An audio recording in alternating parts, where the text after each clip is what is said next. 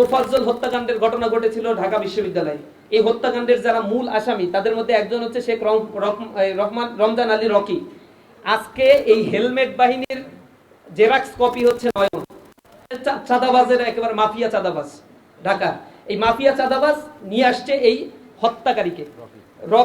Rocky হচ্ছে এই তোফাজ্জল হত্যাকাণ্ডের আসামি, কিন্তু তাকে নিয়ে এখনো পর্যন্ত এই চাঁদাবাজরা এই সন্ত্রাসদেরকে, এই খুনিদেরকে পুনর্বাসন করার জন্য সরকারের একেবারে প্রচ্ছন্ন মদদে প্রশাসনের নাকের ডগায় এই ভূমিকাগুলো তারা পালন করছে। অর্থাৎ বাংলাদেশে এই খুনের রাজত্ব কারা কায়েম করছে?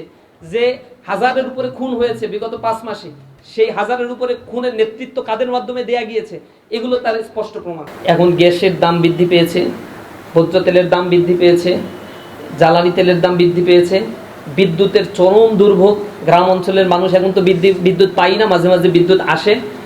এমন পরিস্থিতিতে যখন 400 টাকা কাঁচামরিচের দাম, এই পরিস্থিতিতে জনগণের দৃষ্টি অন্যদিকে ফেরানোর জন্য এর আগেও যখন তেলের দাম বৃদ্ধি পেয়েছিল, আপনারা দেখেছেন বিভিন্ন জায়গায় হামলা করা হয়েছিল। হামলা টামলা করে মিডিয়ার ফ্রেমিংগুলো অন্যদিকে নেওয়ার চেষ্টা করা হয়েছে। আমার মনে হচ্ছে একই কারণ এখানে বিদ্যমান। ক্রিস এগুলো নিয়ে তারা হামলা চালিয়েছে। এখানে আপনারা দেখতে পাচ্ছেন একবারে প্রকাশ্যে এগুলো উঁচিয়ে নিয়েছে, কিন্তু প্রশাসন পাশে দাঁড়িয়ে নির্বিকার ভূমিকা পালন করছে। আওয়ামী ফ্যাসিবাদের প্রশাসন যেমন ভূমিকা পালন করত, ওই ফ্যাসিবাদের প্রশাসনের প্রেতাত্মারা এখন আবার বর্তমান সরকারের এস্টাবলিশমেন্ট প্রতিষ্ঠার জন্য একই রকম ভূমিকা বা আচরণ তারা দেখাচ্ছে। এখানে আরো কিছু ফুটেজ আমাদের কাছে আছে। জগন্নাথ বিশ্ববিদ্যালয়ে আজকে যারা হামলা করেছে, এখানে আমরা দেখাচ্ছি যে ছাত্র দলের আহ্বায়ক, তার পাশের ছাত্র দলের, এগুলোর 15 বছর আগে ছাত্র জীবন শেষ হয়ে গেছে। ছাত্র বলতে আমার বারবার একটু লজ্জা লাগছে। তারপরেও কমিটিতে আছে, কমিটিরও মেয়াদ উত্তীর্ণ হয়ে গেছে। তারপরেও তাদের কমিটিতে যারা সভাপতি সেক্রেটারি আছে, এগুলো হচ্ছে বিএমপি করার বয়স মনে হয় শেষ হয়ে গেছে। এরা হচ্ছে প্রকাশ্যে বলছে এই ক্যাম্পাস ছাত্র দলের নিয়ন্ত্রণে থাকবে, বিসিকে শাসাচ্ছে তারা। ক্যাম্পাস ছাত্র দলের নিয়ন্ত্রণে থাকবে, আর বিসি হচ্ছে মাথা নাড়াচ্ছে। কারণ বিসি হচ্ছে তাদের অনুগ্রহে এই পদ পেয়েছে এবং এখন বিসির দায়িত্ব পালন করছে। ন্যূনতম একাডেমিক যোগ্যতা তার ভিতরে নাই। এখানে জিএস যিনি জগন্নাথ বিশ্ববিদ্যালয়, তার উপরে হামলা করা হয়েছে, রক্তাক্ত হয়েছে, তিনি হাসপাতালে আহত অবস্থায় আছেন, গুরুতর অবস্থায় আছেন। এখানে দেখেছেন আপনারা হাসপাতালে ঢুকে ছাত্রদলের হামলা, আরো কিছু চিত্র আপনারা দেখতে পাচ্ছেন। একেবারে রোগী সামনে যাকে পাচ্ছে তাকেই হামলা করছে। হাসপাতালের ভিতরে অস্ত্র সহ তারা হাসপাতালে প্রবেশ করছে এবং এগুলো দিয়ে এলোপাথারি মারছে রোগীদের উপরে, সেখানে রোগীর স্বজনদের উপরে। সায়েন্স ল্যাবে আজকে ঢাকা কলেজে কোনো ধরনের উস্কানি ছাড়াই সেখানে পথচারীদের উপর হামলা করেছে, চাপা দিয়ে গুরুতর আহত করেছে কয়েকজনকে। আমরা জানতে পেরেছি প্রায় 5 জন হাসপাতালে ভর্তি রয়েছে। একজন মুরব্বীর চেহারা আপনারা দেখতে পাচ্ছেন। এইগুলো কোনো ছাত্র সংগঠনের নেতা কর্মীরা, এখানে আজকে যারা হামলার সাথে জড়িত ছিল টোটাল হচ্ছে টোকাইদেরকে ভাড়া করে নিয়ে আসা হয়েছে এবং অর্থ দিয়ে তাদেরকে কিনে নিয়ে আসা হয়েছে। এখানে ছাত্র দলের হামলা শিকার হয়েছে জগন্নাথ বিশ্ববিদ্যালয়ের কোর্টের পাশের আইনজীবী। তিনি সেখানে হয়তো হাসপাতালে গিয়েছিলেন এবং হাসপাতালে চিকিৎসার জন্য বা তার রোগী ছিল, তার উপরে হামলা করে তাকে রক্তাক্ত করা হয়েছে। এখানে আপনারা দেখতে পাচ্ছেন জকসু বিপি রিয়াজুলের উপর সরাসরি ছাত্র দলের সভাপতি, মেয়াদ উত্তীর্ণ এবং বয়স উত্তীর্ণ সভাপতি, তার নেতৃত্বে এই হামলাটা হয়েছে। ঢাকা আলিয়া মাদ্রাসায় সর্বজন স্বীকৃত অধ্যক্ষ, একজন শ্রদ্ধেয় শিক্ষক, একজন আলেমের উপরে তারা সশস্ত্র হামলা করেছে। তিনি এখনো হাসপাতালে ভর্তি অবস্থায় আছেন। ঢাকা আলিয়া মাদ্রাসায় হেলমেট পরা অবস্থায় এখানে তারা শোডাউন দিয়েছে আর বলছে যে আপনারা কি করেন, পুলিশকে শাসাচ্ছে, গুলি করেন না কেন? এই হচ্ছে তার চরিত্র নয়নের। ঢাকা আলিয়া মাদ্রাসায় এই নয়নের নেতৃত্বে যাদের উপর হামলা করা হয়েছে তাদের ছবি আপনারা দেখতে পাচ্ছেন। ঢাকা কলেজের সামনে অস্ত্র সহ একবারে কাপড়ে মোড়ানো অস্ত্র হাতে, সাংবাদিক যখন ছবি তুলছে তার দিকে আঙ্গুল তুলে দেখাচ্ছে হামলা করবে বা শাসাচ্ছে তাকে। অস্ত্র নিয়ে আসছে, গোলা বারুদ, তাও আবার এই অস্ত্র দিয়ে সাধারণ শিক্ষার্থীদের উপরে এই বহিরাগতরা হামলা করেছে।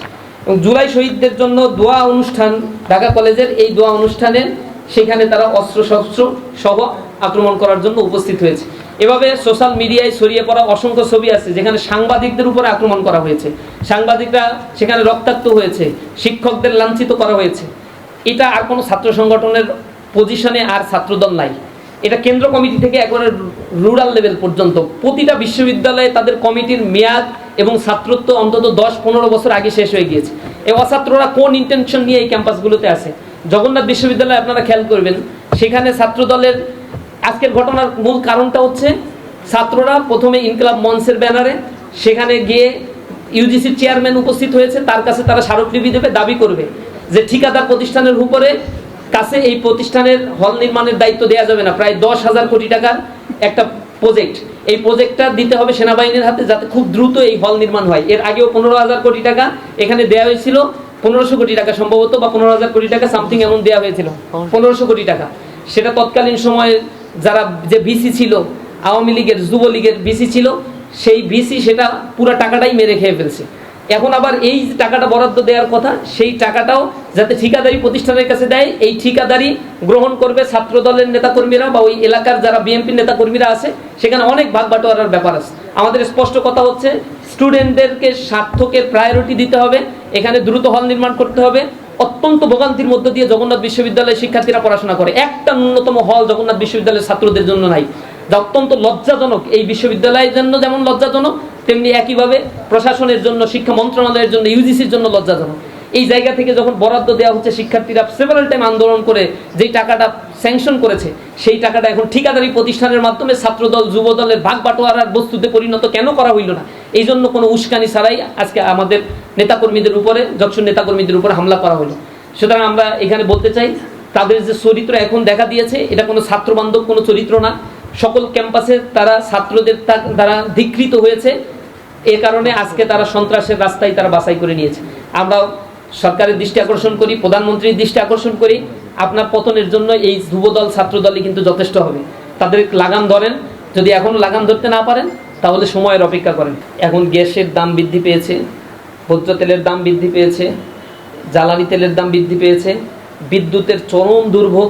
গ্রাম অঞ্চলের মানুষ এখন তো বিদ্যুৎ পাই না, মাঝে মাঝে বিদ্যুৎ আসে।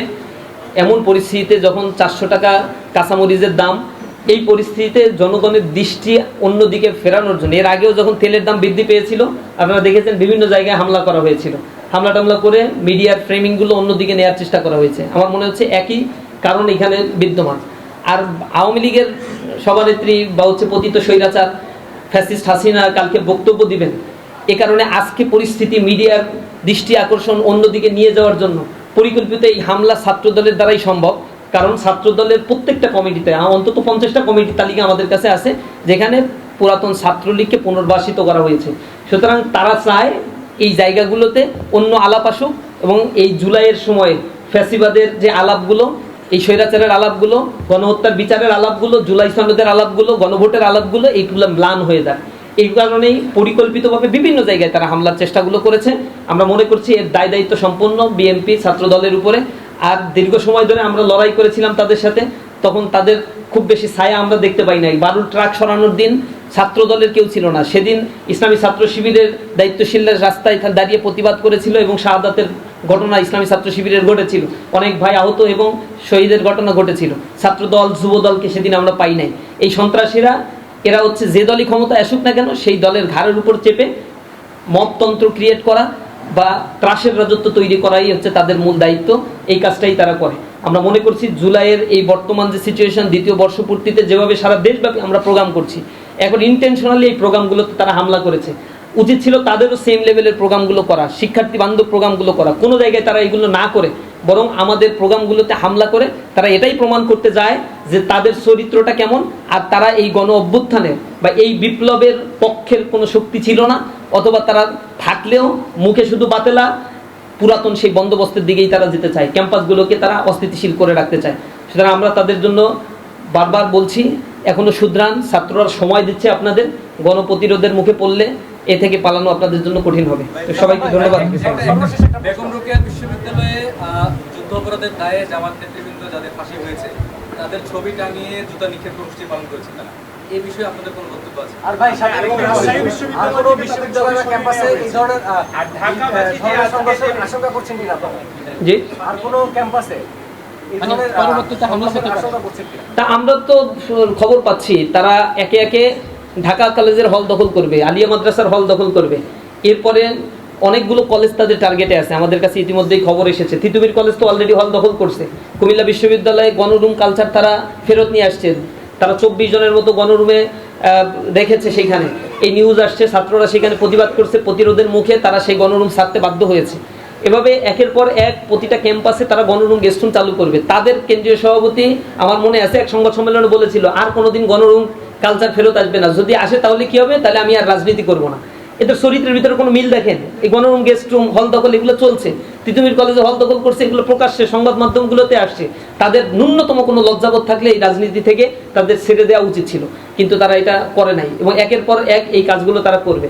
আর বেগম রোকেয়া বিশ্ববিদ্যালয়ে যে ইস্যুটা নিয়ে তারা হামলা করেছে, আমরা বলেছি ফ্যাসিবাদের আমলে যত গণহত্যা সংগঠিত হয়েছে সেই গণহত্যাগুলোর গ্রাফিতি অথবা গণহত্যার প্রতিবাদ জানিয়ে আমরা সেখানে আলোকচিত্র প্রদর্শনী করেছিলাম। সেখানে যে ক্যাঙ্গারু ট্রাইব্যুনাল আওয়ামী আমলে তৈরি করা হয়েছিল, সেই ট্রাইব্যুনালে যত্রতত্র বিচার কার্য পরিচালনা করা হয়েছিল, সেখানে নিজেদের মতো করে সাক্ষী সামন্ত নিয়ে আসা হয়েছিল। এভাবে করে একটা জুডিশিয়াল কিলিং করে আল্লামা দেলোয়ার হোসেন সাইদি সেখানে সাজাপ্রাপ্ত হয়েছিল, সাকা চৌধুরীকে সাজা দেওয়া হয়েছিল, মাওলানা মতিউর রহমান নিজামীকে সাজা দেওয়া হয়েছিল, আলী হাসান মোহাম্মদ মুজাহিদকে সাজা দেওয়া হয়েছিল। এই মানুষগুলো বিএনপির সাথে দীর্ঘ সময় ধরে রাজনীতি করছে এবং বর্তমান প্রধানমন্ত্রী তারেক জিয়া লন্ডনে থাকা অবস্থায় বলেছিলেন এনারা রাজাকার ছিলেন না, স্পষ্ট বক্তব্য তাদের। সুতরাং তাদের উপরে কিলিং করা হয়েছে, এটা প্রধানমন্ত্রীর, বর্তমান প্রধানমন্ত্রীর ভাষ্য, খালেদা জিয়ার ভাষ্য এবং এই বিএনপির, এটাই হচ্ছে বিএনপির ভাষ্য। কিন্তু সেই জায়গা থেকে ছাত্রদল যখন এইগুলোকে ওন করতে পারে না, তার মানে এটা বিএনপির ছাত্রদল না, এটা জিয়াউর রহমানের ছাত্রদল না, এটা তারেক জিয়ারও ছাত্রদল না। এগুলোর একমাত্র ধর্ম হচ্ছে ফাসাদ তৈরি করবে, সন্ত্রাসী তৈরি করবে। এ কারণেই তারা মূলত এই হামলাগুলো করেছে এবং তাদের যে ব্যক্তিগতভাবে যে দলটা করে, জাতীয়তাবাদী আদর্শটা যে আসলে কি, এই দেশকে যে তারা কি দিতে চায় এগুলো তারা জানে না। তাদের মূল কথা হচ্ছে শিবির প্রতিহত করতে হবে, যে গঠনমূলক কাজই করুক না কেন। সেই জায়গা থেকেই তারা হামলা করেছে। বেগম রোকেয়া ওই ইস্যু নিয়ে না হলে বুঝলাম হামলা করেছে, কিন্তু জগন্নাথ বিশ্ববিদ্যালয়ে কি কারণে তারা হামলা করেছে, ঢাকা আলিয়া কি কারণে তারা হামলা করেছে, অথবা ঢাকা কলেজে হামলা করেছে তো দোয়া অনুষ্ঠান, শহীদদের জন্য এবং আহতদের জন্য দোয়া অনুষ্ঠানে হামলা করেছে। কতটা নিকৃষ্ট হতে পারে এই ছাত্র সংগঠনটা, আজকে তাদের কর্মকাণ্ডের মাধ্যমে তারা প্রমাণ করেছে নিকৃষ্টতার চূড়ান্ত পর্যায়ে এখন তারা পৌঁছে গিয়েছে। তাদের ভিতরে ন্যূনতম মনুষ্যত্ববোধ এবং ন্যূনতম ছাত্রদের প্রতি দায়বোধ নাই। তারা তো বেগম রোকেয়ায় ছাত্র সংসদ হইতে দেয় নাই, শাহজালাল বিজ্ঞান প্রযুক্তিতে ছাত্র সংসদ হতে দেয় নাই। তারা ঢাকা বিশ্ববিদ্যালয়ের ছাত্র সংসদ না হওয়ার পক্ষে যে পরিমাণে কাজ করেছে, বারংবার পিছানো হয়েছে। রাজশাহী বিশ্ববিদ্যালয়ের ছাত্র সংসদ 3 বার পিছানো হয়েছে শুধু ছাত্র দলের কারণে। কারণ তারা জানেন ছাত্র বান্ধব কোনো কর্মসূচি নাই, দেউলিয়া একটা ছাত্র সংগঠন হচ্ছে ছাত্র দল। তাদের সন্ত্রাসী কর্মকাণ্ড ধিক্কার করেছে ছাত্ররা এবং এগুলো বয়কট করেছে। এগুলো তারা জানতে পেরেই তারা এখন আর ছাত্র সংসদ না, চোর দখল করবে, প্রশাসনকে ব্যবহার করবে, এরপরে হচ্ছে টার্গেট হত্যাকাণ্ড পরিচালনা করবে, দখল বাণিজ্য করবে, এগুলোর দিকেই তারা এখন যেতে যাচ্ছে। আমার মনে হয় এই কারণেই আজকে সরকার তাদেরকে ইন্ধন দিচ্ছে। প্রকাশ্য মদত একেবারে প্রধানমন্ত্রীর কাছ থেকে না পেলে এই জাতীয় কার্যক্রম পরিচালনা করা তাদের জন্য কথা না, তাদের কথা না, কিন্তু তারা এটা করেছে। সুতরাং আমরা আপনাদের মাধ্যমে সরকারের উচ্চ মহলের কাছে এই বিষয়গুলো তুলে ধরতে চাই যে তারা যেন ফেরত আসে তাদের এই রাজনীতিক এই স্ট্যান্ড থেকে। তো সবাইকে ধন্যবাদ। না, সে চরম মিথ্যাবাজ একটা মানুষ, চোখের সামনে মিথ্যা কথা বলে দেবে। এটা তো সাংবাদিকরাও কয়েকবার তাকে প্রশ্ন করছে, ধরছে। শেখ হাসিনা চলে আসবে কি আসবে না সেটার চাইতে প্রশ্নটা হলো আজকে হামলার ঘটনা কাদের দ্বারা সংগঠিত হলো, কারা সশস্ত্র এখানে প্রস্তুতি নিয়েছিল, ইসলামী ছাত্র শিবিরের অবস্থান কি ছিল, সেগুলো মিডিয়ার মাধ্যমে সবই পরিষ্কার। সুতরাং সে যদি দিনকে রাত আর রাতকে দিন বলে বেড়াতে পারে, এটা তাদের চরিত্রের মধ্যেই আছে, এটা বিএনপির চরিত্রের মধ্যেই আছে। আমরা বারবার বলছি তাদের কথা এবং কাজের ভিতরে কোনো মিল নাই। তাদের একেবারে টপ টু বটম সব নেতাকর্মীর চরিত্রই এক, বলে একটা করে আর একটা। এটা গণভোটের ক্ষেত্রে, এটা জুলাই সনদ বাস্তবায়নের ক্ষেত্রে, এখন বর্তমান মানুষকে ধোঁকা দেওয়ার ক্ষেত্রেও এরা সবচেয়ে বেশি পারঙ্গম একটা রাজনৈতিক দল।